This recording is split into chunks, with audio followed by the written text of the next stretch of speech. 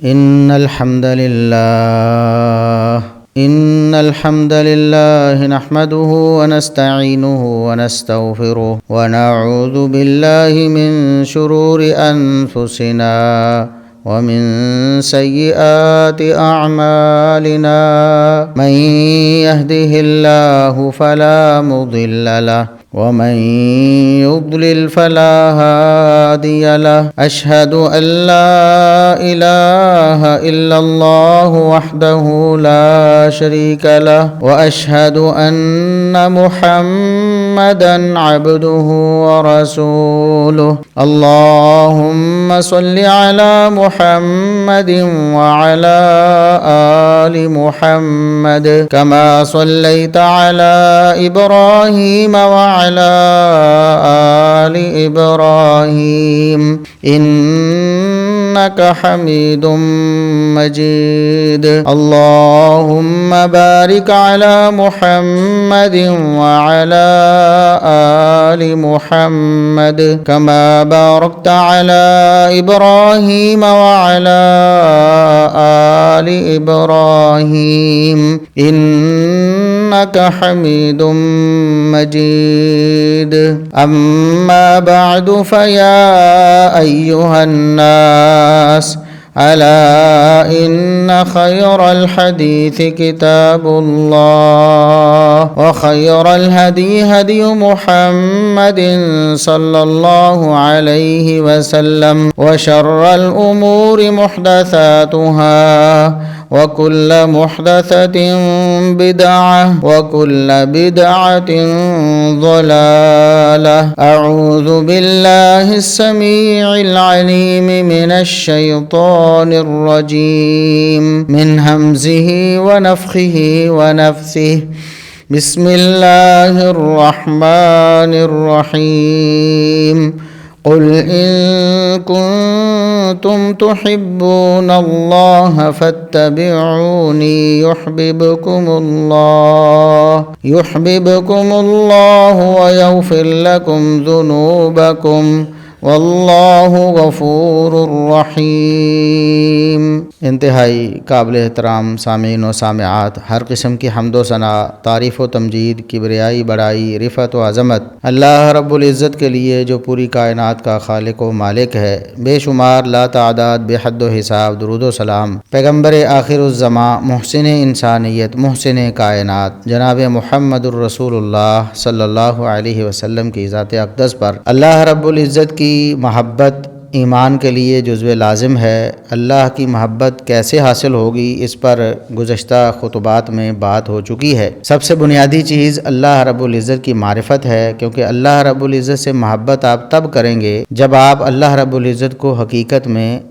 پہچانیں گے، اور اللہ کی پہچان معرفت کتاب و سنت سے حاصل ہوتی ہے، لوگوں کی بناوٹی باتوں سے نہیں، اللہ کے قرآن سے، نبی کریم صلی اللہ علیہ وسلم کے اپنے فرامین سے۔ اللہ رب العزت کی ذات اور اس کی صفات کی حقیقی معرفت حاصل کرنے کے بعد پھر عمل کی باری آتی ہے تو اللہ رب العزت کی محبت حاصل ہوتی ہے اللہ رب العزت کے عائد کردہ جتنے بھی فرائض ہیں ان کی پابندی سے۔ اللہ رب العزت نے نمازیں فرض کی ہیں، روزے فرض کیے ہیں، صاحب استطاعت لوگوں پہ زکوٰۃ فرض کی ہے، جو نصاب کے حامل ہیں، جن کے پاس نصاب کے مطابق مال موجود ہوتا ہے، پڑا رہتا ہے۔ اور پھر اللہ رب العزت نے حج فرض کیا ہے ان لوگوں پر جو حج پر جانے کی استطاعت رکھتے ہیں۔ اسی طرح اللہ رب العزت نے اخلاقیات کے حوالے سے جو فرائض عائد کیے ہیں، سچ بولنا ہے، پورا تولنا ہے، ہمیشہ سیدھی بات کرنی ہے، کھری بات کرنی ہے، کسی کے ساتھ دھوکہ فراڈ نہیں کرنا، گالی نہیں دینی، ظلم نہیں کرنا، یہ ساری حرام چیزیں ہیں۔ اللہ رب العزت نے ان سے بچنے کا حکم فرمایا ہے، یہ سارے فرائض ہیں۔ تو اللہ رب العزت کے فرائض پورے کریں گے تو اللہ رب العزت کی محبت ملے گی۔ اور اس کے بعد پھر نوافل ہیں، وہ نفلی نماز ہے، نفلی روزے ہیں، نفلی صدقہ و خیرات ہے، نفلی حج و عمرے ہیں۔ اس سے اللہ رب العزت کی محبت حاصل ہوتی ہے، اور اللہ رب العزت کی محبت جب حاصل ہوتی ہے تو پھر انسان خود جب اللہ سے محبت کرتا ہے تو پھر اللہ رب العزت اس سے محبت کرتا ہے۔ اور پچھلے خطبے میں بھی ایک حدیث آپ نے سنی تھی کہ اللہ رب العزت جب محبت کرتا ہے تو پھر کیا ہوتا ہے؟ ایک حدیث اور آج وہ بھی صحیح بخاری اور صحیح مسلم کی ہے، وہ بھی سماعت فرمائیں کہ اللہ رب العزت جب بندے سے محبت کرتا ہے تو پھر کیا ہوتا ہے؟ رسول اکرم صلی اللہ علیہ وسلم نے فرمایا کہ اللہ رب العزت جب کسی بندے سے محبت کرتا ہے، کب محبت کرتا ہے؟ یہ بات تو پچھلے خطبات میں واضح ہو چکی ہے کہ جب بندہ اللہ سے محبت کرتا ہے، حقیقی محبت، اس کی ذات اور اس کی صفات کی پہچان کرتا ہے، پھر اس کے فرائض پر عمل پیرا ہوتا ہے، پھر نوافل بھی اللہ رب العزت کی خوشنودی کے لیے سر انجام دیتا ہے، تو گویا وہ اللہ کی محبت میں ڈوبتا چلا جاتا ہے۔ جب وہ اللہ کی محبت میں آگے جاتا ہے تو اللہ بھی اس سے محبت کرتا ہے۔ جب اللہ محبت کرتا ہے کسی بندے سے، پھر اللہ رب العزت جبریل امین کو بلاتا ہے۔ اللہ رب العزت جبریل امین کو نادا جبریل ادھر آؤ، انی احب فلانا فاحببہ، جبریل فلاں بندہ میرا بندہ ہے، میں اس سے محبت کرتا ہوں، تم بھی اس سے محبت کرو۔ جبریل امین سارے فرشتوں کے سردار ہیں، سید الملائکہ ہیں، اللہ رب العزت ان کو بلا کے کہتے ہیں جبریل فلاں بندے سے میں محبت کرتا ہوں، تم بھی اس سے محبت کرو۔ پھر جبریل امین جب یہ اللہ رب العزت کی طرف سے پیغام سنتے ہیں، حکم سنتے ہیں، تو پھر وہ سارے فرشتوں میں منادی کرتے ہیں، سارے آسمان والی مخلوق یعنی فرشتے ان کو اللہ رب العزت کا پیغام پہنچاتے ہیں، کہتے ہیں کہ اللہ رب العزت فلاں سے محبت کرتا ہے، تم سب اس سے محبت کرو۔ جبریل امین محبت کرتے ہیں، سارے فرشتے محبت کرتے ہیں۔ ثم یوضع له القبول فی اہل الارض، پھر یہ محبت اللہ رب العزت کی طرف سے زمین والوں کے دلوں میں بھی ڈال دی جاتی ہے۔ زمین والے بھی محبت کرنے لگتے ہیں، اللہ کے جتنے بھی نیک بندے ہوتے ہیں، سلیم الفطرت ہوتے ہیں، ان کے دل میں اس شخص کی محبت ڈال دی جاتی ہے، کیونکہ اللہ رب العزت اس سے محبت کرتا ہے، آسمان والے فرشتے محبت کرتے ہیں، زمین والے لوگ اس سے محبت کرنے لگتے ہیں۔ اور اس کے برعکس جب ایک بندہ اللہ رب العزت کی ذات اور صفات کو حقیقی طور پر نہیں پہچانتا، اس کی صحیح معرفت حاصل نہیں کرتا، اس کے فرائض اور نوافل پر عمل پیرا نہیں ہوتا، بلکہ اس کی نافرمانی میں سرگرداں رہتا ہے، تو اللہ رب العزت اس سے نفرت کرتے ہیں، اللہ رب العزت اس سے بغض رکھتے ہیں جیسے اس کی شان کو لائق ہے، اللہ رب العزت اسے ناپسند کرتے ہیں، اس سے دشمنی رکھتے ہیں۔ پھر اللہ رب العزت جبریل کو بلاتے ہیں کہ جبریل میں فلاں بندے سے دشمنی رکھتا ہوں، میں اس سے بغض رکھتا ہوں، میں اس سے نفرت کرتا ہوں، تم بھی اس سے نفرت کرو۔ جبریل اللہ کے حکم سے پھر اس سے نفرت کرنے لگتے ہیں، پھر جبریل سارے آسمان والوں میں منادی دیتے ہیں، سارے فرشتوں کو مخاطب کرتے ہیں اور ان کو اللہ کا پیغام پہنچاتے ہیں کہ دیکھو فلاں بندے سے اللہ نفرت کرتا ہے، تم سب اس سے نفرت کرو، میں بھی اس سے نفرت کرتا ہوں۔ ثم یوضع له البغضاء فی اہل الارض، پھر زمین والے جتنے بھی نیک لوگ اللہ کے فرما بردار لوگ ہوتے ہیں، ان کے دلوں میں اس شخص کی نفرت ڈال دی جاتی ہے، وہ تمام مخلوقات کے ہاں بھی مبغوض ہو جاتا ہے، قابل نفرت ہو جاتا ہے، کیونکہ اللہ رب العزت اس سے نفرت کرتے ہیں، اللہ رب العزت اس سے بغض رکھتے ہیں۔ تو اللہ کی محبت انسان جب اپنے دل میں بٹھاتا ہے، اللہ کی معرفت حاصل کرتا ہے، اللہ کے فرائض کی پابندی کرتا ہے، پھر نوافل میں آگے بڑھتا ہے، اللہ اس سے محبت کرتا ہے، اللہ کے فرشتے محبت کرتے ہیں، اور تمام زمین والے اللہ رب العزت کے حکم سے ان کے دلوں میں محبت ڈال دی جاتی ہے، وہ اس سے محبت کرتے ہیں۔ یہ تو ہے اللہ رب العزت کی محبت جب کسی بندے کے دل میں آتی ہے، پھر اللہ اس سے محبت کرتا ہے۔ جتنی باتیں پیچھے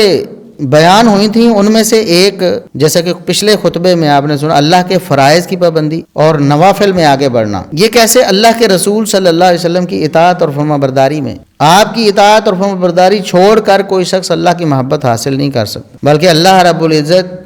کی نفرت اسے حاصل ہو سکتی ہے جب وہ رسول اکرم صلی اللہ علیہ وسلم کی سنت کی پیروی نہیں کرتا۔ اللہ کے رسول صلی اللہ علیہ وسلم کے طریقے پر چلنا یہ اللہ کی محبت کو حاصل کرنے کا طریقہ ہے، یہ لازمی چیز ہے، اس کے بغیر اللہ کی محبت حاصل نہیں ہو سکتی۔ اللہ رب العزت نے اعلان کروایا محمد الرسول اللہ صلی اللہ علیہ وسلم سے قرآن کریم میں، قل اے نبی آپ انہیں فرما دیں، اعلان کر دیں، ان کنتم تحبون اللہ فاتبعونی، اگر تم اللہ سے محبت کے دعوے دار ہو نا کہ تم اللہ سے محبت کرتے ہو اپنے خالق اور مالک سے، تو پھر لازمی شرط یہ پوری کرنی پڑے گی، تمہارا دعویٰ تب سچا ہوگا جب میری پیروی کرو گے، محمد الرسول اللہ صلی اللہ علیہ وسلم کی پیروی کرو گے، تب تمہارا اللہ کی محبت کا دعویٰ سچا ثابت ہوگا، اور جب تم میری پیروی کرو گے یحببکم اللہ، پھر تم تو اللہ سے محبت کرتے ہی ہو نا، اللہ بھی تم سے محبت کرے گا، یحببکم اللہ ویغفر لکم ذنوبکم، اللہ رب العزت جب محبت کرے گا تم سے تمہارے گناہوں کو معاف فرما دے، واللہ غفور الرحیم، اللہ رب العزت بہت معاف کرنے والا، بہت رحم والا ہے۔ تو اللہ رب العزت کی محبت جب بندہ حقیقت میں دل میں بٹھا لیتا ہے اور اس کے تقاضے پورے کرتا ہے، پھر اللہ رب العزت اس سے محبت کرتے ہیں۔ کب؟ جب اللہ کے رسول صلی اللہ علیہ وسلم کی اطاعت اور فرمانبرداری کو وہ لازم پکڑ لیتا ہے۔ اس کے بغیر اللہ کی محبت حاصل نہیں ہو سکتی۔ اگر آپ نے عقیدہ رکھنا ہے رسول اللہ صلی اللہ علیہ وسلم کی پیروی میں، کوئی عمل کرنا ہے، فرض کرنا ہے اللہ کے رسول صلی اللہ علیہ وسلم کی پیروی میں فرض عمل کرنا ہے، اگر آپ نے نفل کام کرنا ہے، چاہے روزہ رکھنا ہے، چاہے آپ نے صدقہ کرنا ہے، چاہے کوئی بھی کام نیکی کا کرنا ہے نفل، وہ بھی اللہ کے رسول صلی اللہ علیہ وسلم کی پیروی میں کرنا ہے، تب اللہ رب العزت کی محبت آپ کو حاصل ہو جائے گی۔ آپ کے دل میں تو ہوگی، اللہ رب العزت بھی محبت کرے گا، اور پھر فرشتے بھی محبت کریں گے، پھر زمین والے بھی تم سے محبت کریں گے، کیونکہ اللہ رب العزت کے نزدیک آپ محبوب بن چکے ہیں۔ تو اللہ کے رسول صلی اللہ علیہ وسلم کی پیروی یہ لازم ہے، اس کے بغیر نجات نہیں ہے۔ اللہ کوئی عمل بھی قبول نہیں کرتا جب تک رسول اکرم صلی اللہ علیہ وسلم کی پیروی نہ کی جائے۔ اور رسول اللہ صلی اللہ علیہ وسلم نے اس حوالے سے بڑی سخت تنبیہ فرمائی، فرمایا من احدث فی امرنا ھذا ما لیس منہ فہو رد، جس نے ہمارے اس دینی معاملے میں کوئی اپنی طرف سے ایجاد کر لیا کام، اپنی طرف سے کوئی معاملہ بنا لیا، یعنی وہ چاہتا ہے کہ اللہ کا تقرب حاصل کرے۔ ہر مسلمان چاہتا ہے، جو بھی مسلمان ہے، کلمہ پڑھنے والا ہے، اس کے دل میں یہی بات ہے کہ میں اللہ کا قرب حاصل کروں۔ کوئی بھی نیک نماز پڑھے گا تب، روزہ رکھے گا تب، زکوٰۃ دے گا تب، صدقہ کرے گا تب، اس کے دل میں خواہش یہی ہے کہ میں اللہ کو راضی کروں، ورنہ کیا ضرورت ہے، نماز پڑھنے نہیں آئے گا، پھر وہ روزہ نہیں رکھے گا، وہ صدقہ خیرات نہیں کرے گا۔ کرتا ہے تو اس کی دل میں یہی طلب ہے نا کہ میں اللہ رب العزت کو راضی کر لوں، اللہ کے قریب ہو جاؤں، میں مجھے اللہ اس عمل کی وجہ سے جنت میں جگہ دے دے۔ لیکن اللہ رب العزت نے فرمایا کہ یہ کام تب ہوگا جب تم میرے رسول صلی اللہ علیہ وسلم کی پیروی کرو گے۔ تم کوئی بھی کام کتنا بھی خوبصورت کیوں نہ ہو، کتنی محنت مشقت اور ریاضت والا کیوں نہ ہو، اگر رسول اللہ صلی اللہ علیہ وسلم کی پیروی نہیں ہے تو اللہ فرماتا ہے کہ میرے نزدیک وہ قابل قبول نہیں ہے۔ تم نماز پڑھ رہے ہو تب بھی، اگر روزہ رکھ رہے ہو تب بھی، کوئی بھی عمل کر رہے ہو، تم اپنی توانائیاں اس میں صرف کر رہے ہو، میرے نزدیک قابل قبول تب ہوگا جب میرے رسول صلی اللہ علیہ وسلم کی سنت اور طریقے کے مطابق ہو۔ تو اللہ رب العزت کی محبت حاصل کرنے کا لازمی تقاضا یا وہ طریقہ جو شرط ہے وہ رسول اللہ صلی اللہ علیہ وسلم کی سنت کی پیروی ہے۔ اور اللہ رب العزت جن لوگوں پر راضی ہوا،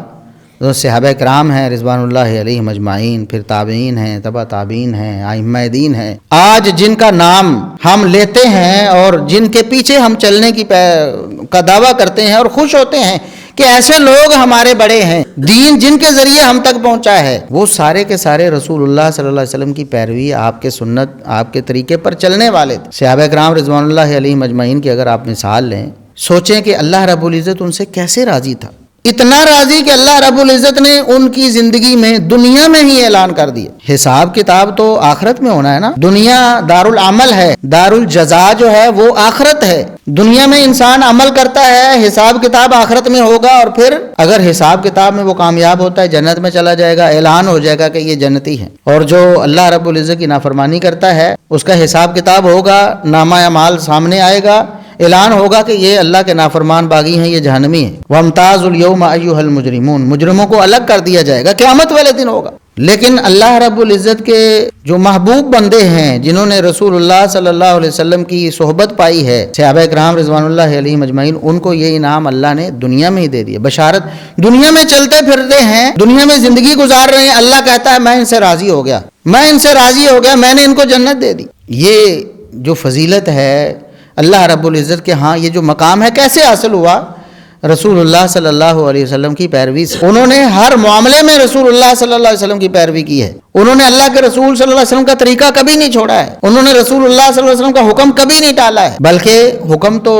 بہت اوپر کے درجے کی چیز ہے نا، کہ کسی کو حکم دے دیا جائے۔ والدین کسی کو حکم دیتے ہیں اولاد کو کہ فلاں کام کرو بیٹا، تو وہ کہے کہ میں یہ کام نہیں کرتا، یا حکم ماننے سے انکاری ہو جائے، یا اپنی جگہ سے ہلے ہی نہیں، وہ کہیں کہ فلاں کام کر کے آؤ، باوجود طاقت ہونے کے، صلاحیت ہونے کے، قابلیت ہونے کے، وہ ٹس سے مس نہیں ہوتا، تو ایسا شخص والدین کا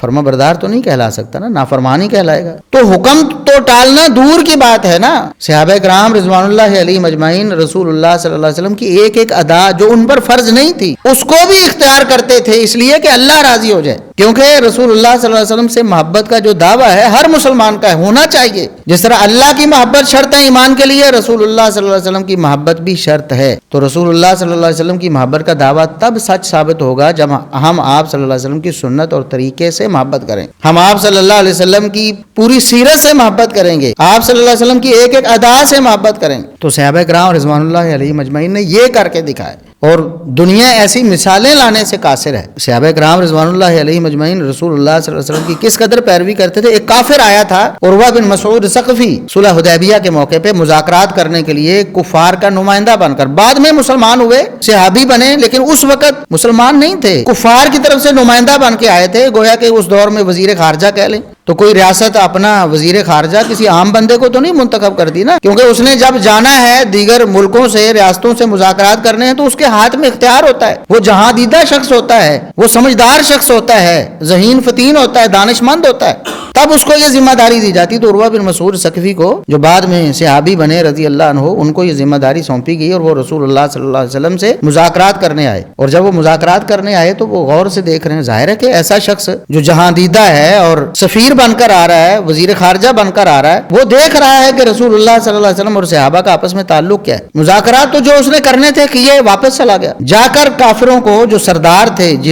جنہوں نے اس کو منتخب کر کے بھیجا تھا، ان کو بلا کر اندر کھاتے ایک خفیہ میٹنگ کرتا ہے. ان کو کہتا ہے کہ آپس کی بات ہے، دیکھو میں گیا تھا وہاں مذاکرات کرنے، مذاکرات کر کے آیا ہوں، جو بات آپ نے میرے ذمہ لگائی تھی میں اسی طرح کر کے آیا ہوں، اور مذاکرات میں وہ شرطیں منوا کے آیا ہوں جو بظاہر ہمارے حق میں ہیں. آپ کو پتا نا اس وقت شرطیں، صحابہ کرام بھی بعض پریشان ہوئے تھے کہ اللہ کے رسول یہ تو کمزوری والی شرطیں ہم قبول کر رہے ہیں، کمزوری والی شرطیں ہم قبول کر رہے ہیں، ہم تو ہمیں لڑنے دیں، ہم کیوں کمزور ہو یا عاجز ہوں. لیکن اللہ رب العزت نے جو وحی کی تھی رسول اللہ صلی اللہ علیہ وسلم، اس کے مطابق فرمایا انی رسول اللہ، میرے صحابہ میں اللہ کے رسول ہوں، مجھے اللہ بتاتا ہے کہ یہ کام ایسے کرنا ہے، اس لیے آپ کو پریشان ہونے کی ضرورت نہیں ہے.